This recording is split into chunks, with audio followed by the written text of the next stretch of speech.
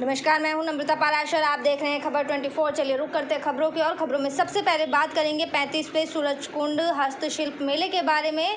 हरियाणा में फरीदाबाद के सूरजकुंड में चल रहे 35वें अंतर्राष्ट्रीय सूरजकुंड हस्तशिल्प मेले में इस बार पुश्तों से मुखौटा बनाने वाले उत्तम नाम के शिल्पकार का स्टॉल सबके आकर्षण का केंद्र बना हुआ है।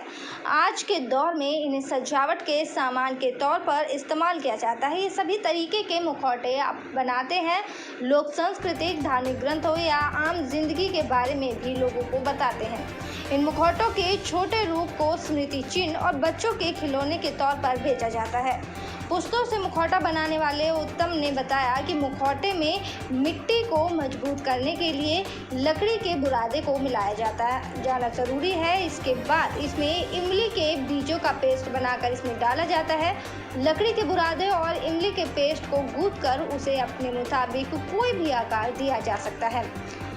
मिट्टी के सांचे के ऊपर एक सादा सांचा बनाया जाता है, फिर इसे 3 दिनों तक सुखाया जाता है। परिवार के सभी सदस्य मिलकर इन मुखौटों को तैयार करते हैं।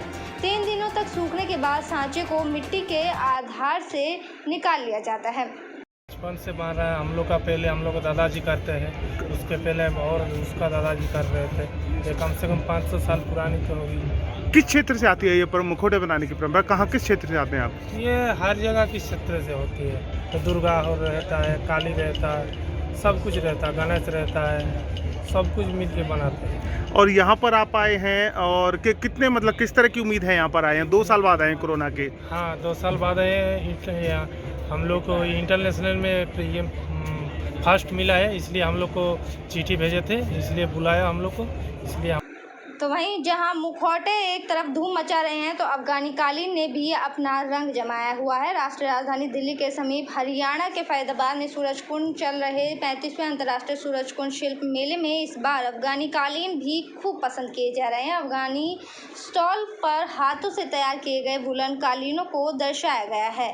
खालिश वुलन से तैयार किए गए इन कारपेट से नेचुरल रंगों का इस्तेमाल किया गया है। क्राफ्टमैन के अनुसार उनकी स्टॉल पर 10,000 से लेकर 2 लाख तक के कारपेट मौजूद है, जिनकी इंडिया में भारी मांग है।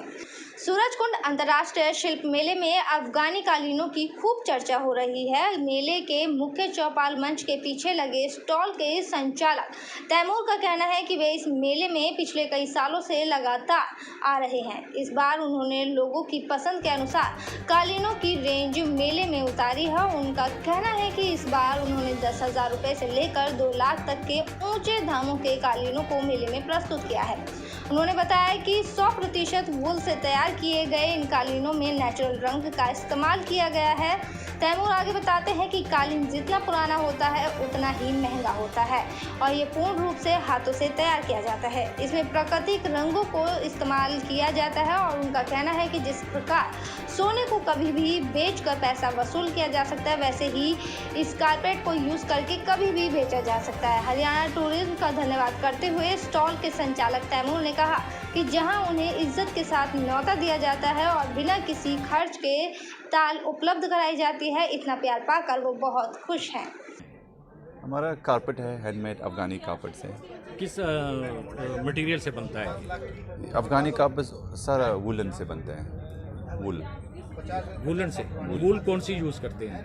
हमारा शीप वुल है, लैम वुल है, और जो कुछ जो एंटीक्स होता है पुराना, वो कैमल वुल भी यूज़ करते हैं। तो कलर्स कौन से यूज़ करते हैं? कलर हमारा नेचुरल भी है, और अभी हम जो निकाल रहे हैं वेजिटेबल डाई है, जो अभी यूरोपियन कलर है, तो जैसे अनार का, अखरोट का। इनके कलर्स नेचुरल कलर्स तैयार होते हैं जी। तो इनकी लाइफ कितनी होती है? अफ़गानी कारपेट का लाइफ उम्र भर है। Use them more old more get better. या जितना पुराना होगा, एंटीक होगा, तो यही बेहतर होता जाता है। तो अगर बात करें आपके कारपेट्स की, मिनिमम कितनी वैल्यू का आइटम है आपके पास यहाँ पर और मैक्सिमम कितनी वैल्यू का है? जैसे 3x5 से शुरू होता है 10,000 से, फिर जो बड़ा है 9x12 तक, तो उससे ज़्यादा हम बड़ा वाला यहाँ नहीं लाते हैं। सो दैट्स अराउंड 2 लाख से थोड़ा सा ऊपर है। तो कह सकते हैं 10,000 से लेकर 2 लाख तक का आइटम्स आपके पास? जी, सारे हैंडमेड है ना, ओरिजिनल है। अफ़गान कारपेट्स दुनिया में मशहूर है, पहले आप कब आए, आते रहते हैं? जी मैं तो तकरीबन 2009 से आता हूँ इधर भी ट्रेड फेयर। यहाँ इंडिया में काफ़ी जो कारपेट्स बायर मुझे जानते हैं ज़्यादा अच्छे लोगों के साथ वो है। सिर्फ तो पिछले साल नहीं आया था कोविड नहीं की लगा वजह था। से। जी जी। तो आपको क्या लगता है इस बार 2 इयर्स के बाद सूरजकुंड मेला लग रहा है, इस बार लगता है आपको कि अच्छा सेल होगा? वही सबसे पहली मसला ये है, गर्मी बहुत ज़्यादा है। हम चाहते हैं अल्लाह से थोड़ा सा गर्मी कम हो जाए, और उम्मीद करता हूँ क्योंकि ये मेला बहुत बड़ा मेला है इंडिया की ग्राउंड में सो मुझे लगता है दुनिया में भी सबसे ज़्यादा मशहूर है। हम बहुत जगह गए वर्ल्ड में। सूरजकुंड मेले का लोगों को लंबे वक्त से इंतजार था, जिसका क्रेज मेले में खूब देखने को मिल रहा है। लोगों ने कहा कि सूरजकुंड का मेला पूरे विश्व में अपनी एक अलग पहचान रखता है, क्योंकि यहाँ पर एक ही मेला परिसर में विभिन्न देशों की संस्कृति देखने को मिलती है। देश के बहुत सारे ऐसे लोग हैं जो दूसरे देशों में नहीं जा सकते, लेकिन सूरजकुंड मेले में आने के बाद यहाँ पर वो दूसरे देशों की संस्कृति और उनकी विशेषताओं के बारे में जान सकते हैं।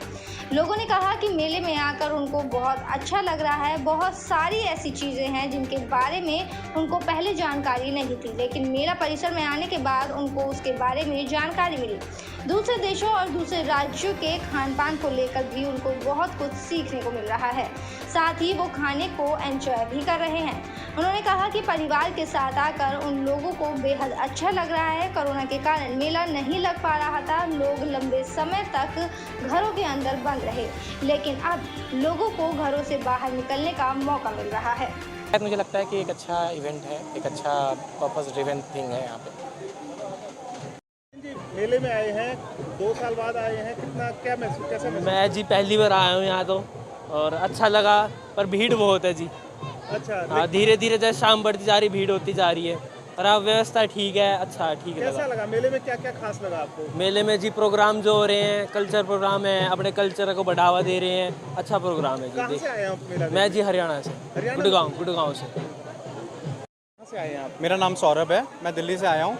सौरभ जी मेले में आए हैं, 2 साल बाद मेला लगा है, कैसा महसूस कर रहे हैं आप? बहुत अच्छा लग रहा है, क्योंकि ये मेला एक बहुत ही अवेटेड इवेंट रहता है सब लोगों के लिए, और 35 साल से चल रहा है।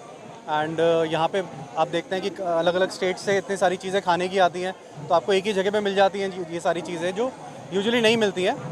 सो यहाँ पे जैसे राजस्थान से आए हुए हैं हम लोगों ने, यहाँ पे कचौड़ी खाई, so it's like authentic Rajasthani बिल्कुल टेस्ट है उसका। उधर एक काउंटर पे बाजरे की रोटी खाई हमने, वो भी बहुत अच्छी है। सो खाने की चीज़ें ऑप्शंस बहुत अच्छी है। फिर हैंडीक्राफ्ट में हम लोगों ने शॉपिंग भी काफ़ी करी है, which is lovely. It's a lovely experience to be here. Ma'am क्या नाम है आपका और कहाँ से आए हैं? My name is Priyanka, I am from Delhi. Okay, यहाँ पर आए हैं, कितने टाइम बाद आए? 2 साल से तो मेला था नहीं, तो कितना वेट था इस मेले का? काफ़ी वेट था, बिकॉज हर बार कुछ ना कुछ नया होता है, किसी ना किसी स्टेट की। इस बार theme is like Jammu and Kashmir, so obviously we are enjoying a lot. बहुत अच्छा लग रहा है, बहुत मज़ा आ रहा है। 2 साल के बाद, मतलब पूरे लॉकडाउन के बाद ये मौका मिला है। फूड की बहुत सारी ऑप्शंस अवेलेबल है, हैंडीक्राफ्ट तो लाइक ऑसम, मतलब काफ़ी कुछ शॉपिंग करी है, काफ़ी कुछ पैक्ड है जो पिक करना है, बट आई थिंक 2 साल के बाद it's a great experience. Surendra ji, corona महामारी के 2 साल बाद मेला लगा है, कैसा लगा है आके यहाँ पे? सर इतने 2 साल घर में बंद रहने के बाद अचानक से इतनी अच्छी जगह लगी है। मतलब क्राउड तो है खैर, लेकिन लोगों के अंदर जो खौफ था कोरोना का वो ख़त्म हो गया है और बड़ा अच्छा लग रहा है। बेटी है पर बोझ नहीं है, लेकिन ऐसी सोच हर किसी की नहीं होती। इसी का नज़ारा एक बार फिर से देखने को मिला, जहां एक माँ बाप अपनी बेटी को बोझ समझकर 15 दिन की मासूम बच्ची को लावारिस छोड़कर लापता हो गए। जिस देश में बेटी पैदा होने पर उसे लक्ष्मी का रूप माना जाता है और नवरात्रों में नवदुर्गा के रूप में जिसकी कन्या पूजन की जाती है, उसी देश में कुछ ऐसे भी माता पिता हैं जो कन्या को आज भी बोझ मानते हैं, जिसका जीता जागता नज़ारा दिल्ली से सटे फैजाबाद के सिविल अस्पताल बादशाह खान में देखने को मिला, जहां पर अपनी बच्ची को 9 महीने कोख में पालने वाली निर्दयी मां ने मात्र 15 दिन की दूध मुहा बच्ची को अस्पताल में के प्रांगण में लावारिस हालत में मरने के लिए छोड़ दिया और मौके से फरार हो गई। बच्चे की रोने की आवाज़ सुनकर सिक्योरिटी गार्ड ने इसकी सूचना अस्पताल प्रशासन को दी, जिसके बारे में अस्पताल प्रशासन ने बच्ची को अस्पताल में इलाज के लिए भर्ती कराकर इसकी सूचना पुलिस को दी, जिसके बाद मौके पर पहुंची पुलिस अब मामले की गहनता से जांच कर रही है और दोषी माता पिता के खिलाफ उचित कानूनी कानूनी कार्यवाही करने की बात कह रही है। वहीं घटना की सूचना मिलने के बाद मौके पर पहुंची पुलिस का कहना है कि सीसीटीवी फुटेज को खंगाला जा रहा है, जिसके बाद ये पता चल पाएगा कि आखिर में बच्ची को छोड़ने वाले कौन थे और लावारिस हालत में बच्ची को छोड़ने वालों की तलाश कर उनके खिलाफ उचित कानूनी कार्यवाही की जाएगी। पुलिस के मुताबिक फिलहाल बच्ची पूरी तरह से स्वस्थ है। लड़की लेके आई थी, वहाँ पे रो रही थी वो, तो उसने बताया कि भाई ऐसे ऐसे बात है, तो मैं ले गया उसको, पहले इमरजेंसी में दिखाया, फिर ऊपर फर्स्ट फ्लोर पे एडमिट करवा दिया उसे। कहाँ मिली है बच्ची?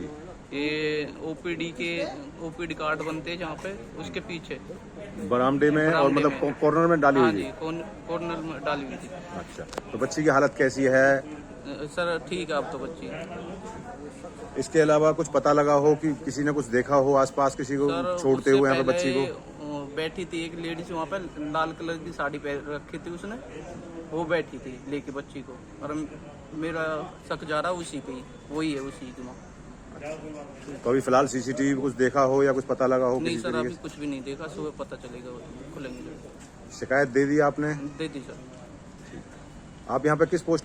आज हमारे को चौकी में सूचना मिली थी कि कोई 10-15 दिन की छोटी बच्ची है जिसको कोई उसके माता पिता यहाँ छोड़ के चले गए हैं। जो सूचना पाने पर हाजिर हम भी के आए थे।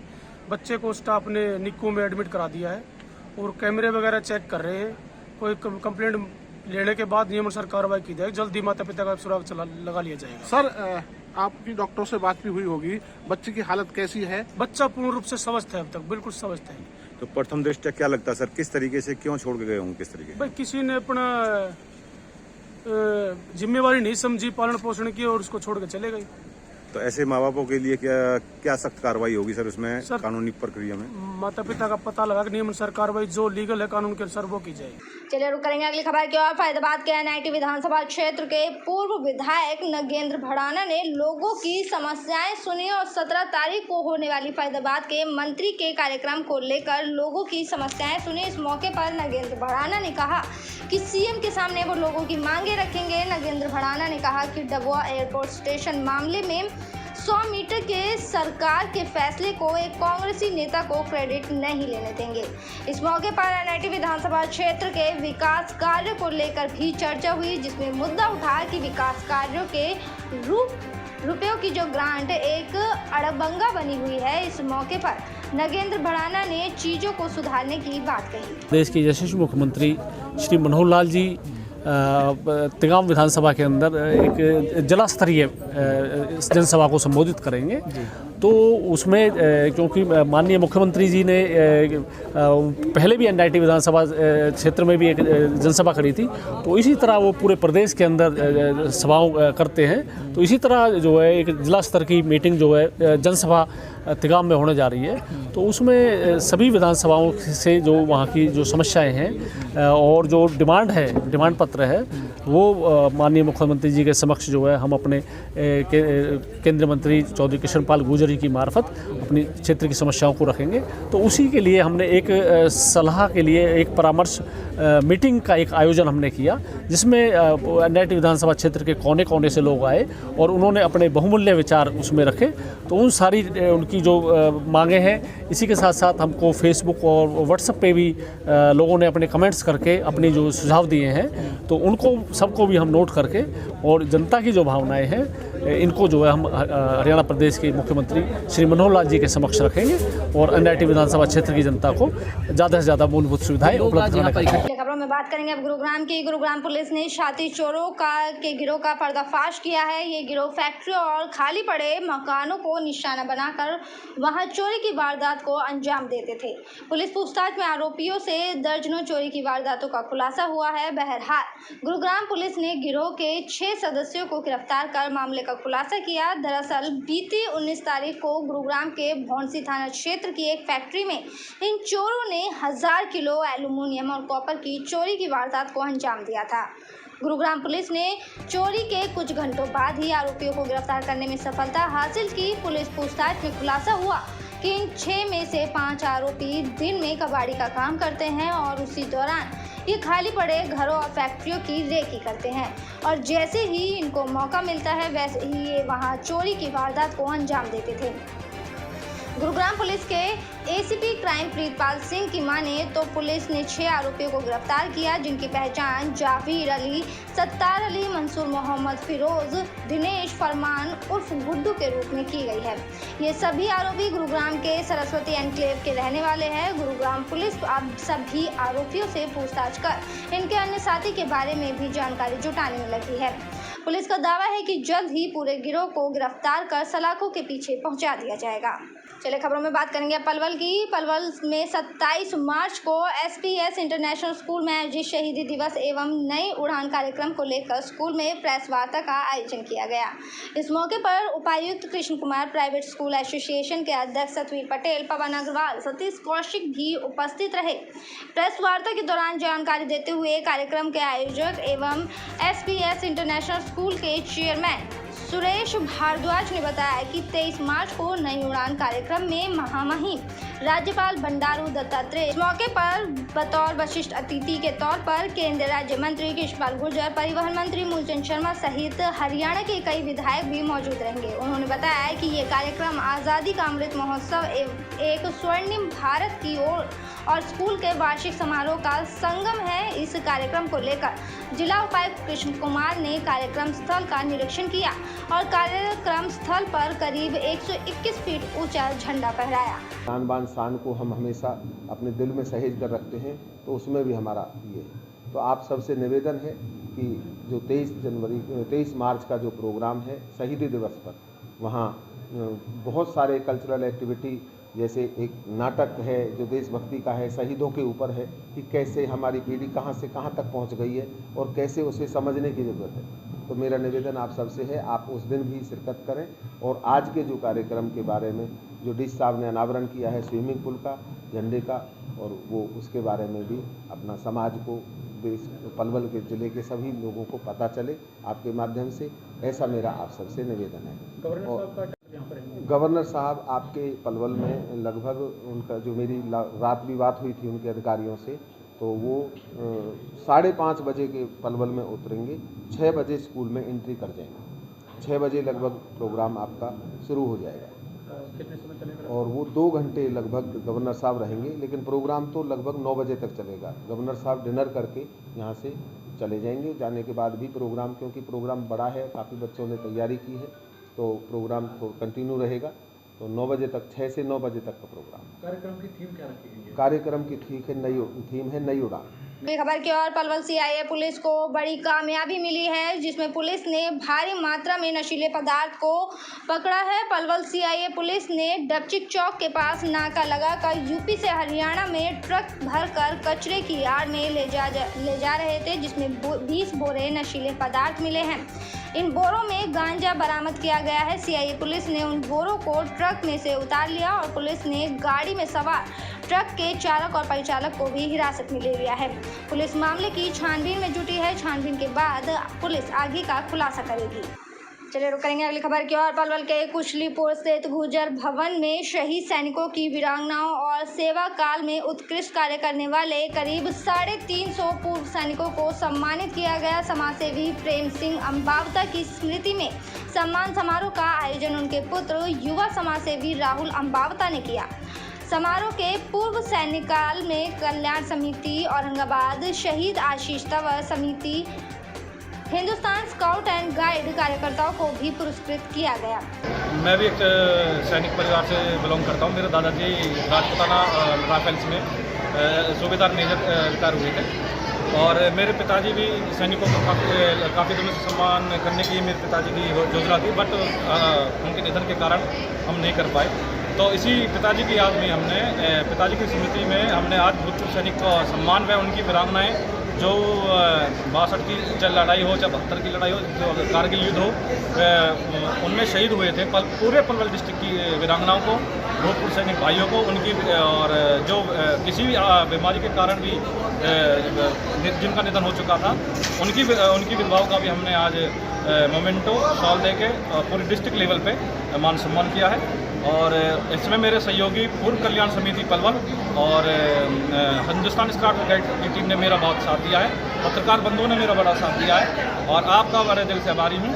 आप जो इस कार्यक्रम में सम्मिलित हुए, मेरा मान सम्मान बढ़ाया, इन पूर्व सैनिकों का मान सम्मान बढ़ाया। ये मैसेज देना चाहूँगा कि बच्चों को ऐसा संस्कार दिया जाए, अपने आने वाली पीढ़ियों को ऐसा संस्कार दी जाए जिसमें देशभक्ति, राष्ट्रभक्ति भक्ति की भावना बच्चों में जागृत हो, ताकि वो देश की सेवा के लिए निरंतर तत्पर रहे, चाहे वो सामाजिक फील्ड में हो, चाहे वो देश की किसी भी फील्ड में हो, वो समाज के लिए, राष्ट्र के लिए अपना जीवन न्यौछावर करने के लिए तैयार रहें। खबरों में बात करेंगे अब सिरफिरे आशिक के बारे में। एक सिरफिरे आशिक ने अपनी प्रेमिका को पाने के लिए उसी के बच्चे का अपहरण कर लिया। अपहरण करके बच्चे को वो राजस्थान के कोटपुतली इलाके में ले गया, जहां से सोना पुलिस ने बच्चे को बरामद कर लिया। आरोपी को गिरफ्तार कर भौंसी जेल में भेज दिया गया है। आरोपी फरीदाबाद के गांव बड़ौली का रहने वाला है। वो काफ़ी समय से गांव बहलपा में रह रहा था और पूछताछ में बताया है कि वो काफ़ी समय से अपनी प्रेमिका के साथ लिव इन रिलेशनशिप में रह रहा था, लेकिन जब उसकी शादी कहीं और हो गई तो उसने उसके बच्चे को किडनैप कर लिया। वह उस पर शादी का दबाव बनाने लगा। इस मामले में सोना पुलिस ने तत्परता दिखाते हुए बच्चे को कोटपुतली से बरामद कर लिया और मोटरसाइकिल पर आरोपी ने बच्चे का किडनैप किया था। आरोपी आकाश फरीदाबाद के गांव बड़ौली का रहने वाला है और वो काफ़ी समय से गांव में बहलपा में दूध का काम करता है। मामला है किडनैपिंग का मामला है जी। एक 4 साल के बच्चे का आकाश नाम के लड़के द्वारा किडनैप किया गया था जी, जबकि ये उसकी मदर को पहले से ही लेवल रिलेशन में रहते थे जी। तो उसको जबरदस्ती दबाव में रखने के कारण इस लड़के का किडनैप किया है। ये किडनैप कहाँ से करा बच्चे का इसने? ये करन की मोड़ के पास से किया था, लगभग शाम को 6:30 बजे। कहाँ से आ रहे थे इस बच्चे को लेकर? ये पलवल से अपने मुँह भाई से मिलकर आ रही थी। अच्छा जी।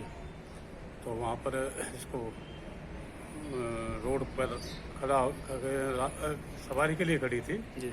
तो वहाँ पर ये पीछे से आया ये आकाश अपनी बाइक लेकर उस लड़के को दबाव बनाने के लिए उससे छीन कर फरार हो गया था, जिसको हमने भवन की कॉल लोकेशन पर कोटपुतली से 10 किलोमीटर पहले हाईवे पर बच्चे सहित गिरफ्तार किया। जी, आकाश ने कुछ बताया इसने क्यों इसको किडनैप किया?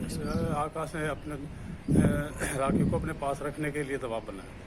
इसकी जो अपनी जो जिससे लिवर रिलेशन था। हाँ। तो इसको आप कौन कौन सी धारा के तहत मामला दर्ज किया इसमें?